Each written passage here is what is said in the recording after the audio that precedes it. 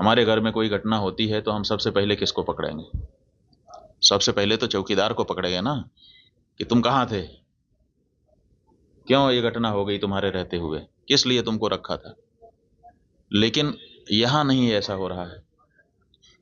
यहाँ जो है कहते तो हैं कि हम चौकीदार हैं, लेकिन चौकीदारी अगर की गई होती, हाँ चौकीदार अगर अपने काम में पक्का होता है तो उसके ऊपर आक्रमण करके उसको कोई मार दे, लेकिन फिर कहा जाता है कि इस चौकीदार ने अपना निभाया। यहाँ तो कुछ पता ही नहीं है, कोई लड़ा ही नहीं उनसे, किसी ने उनको रोकने की कोशिश ही कहीं नहीं की।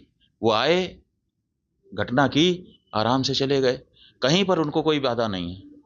कहाँ है चौकीदार?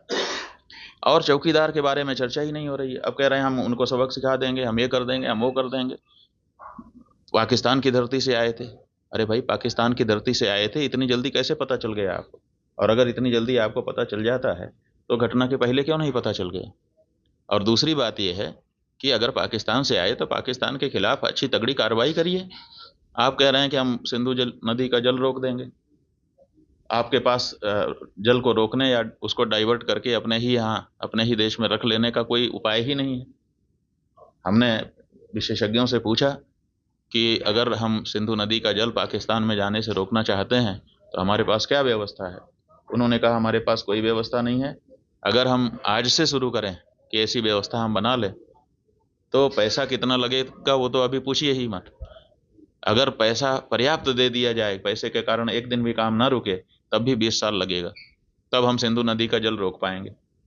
तो ऐसी परिस्थिति में हम ये कह दे रहे हैं कि हम सिंधु नदी का जल रोक लेंगे। और टेलीविजन के एंकर हमने सुना, वो कह रहे थे बूंद बूंद के लिए तरसेगा पाकिस्तान, एक गिलास शुद्ध पानी नहीं मिल पाएगा, खेती नष्ट हो जाएगी, बिजली नष्ट हो जाएगी, ये हो जाएगा, वो हो जाएगा।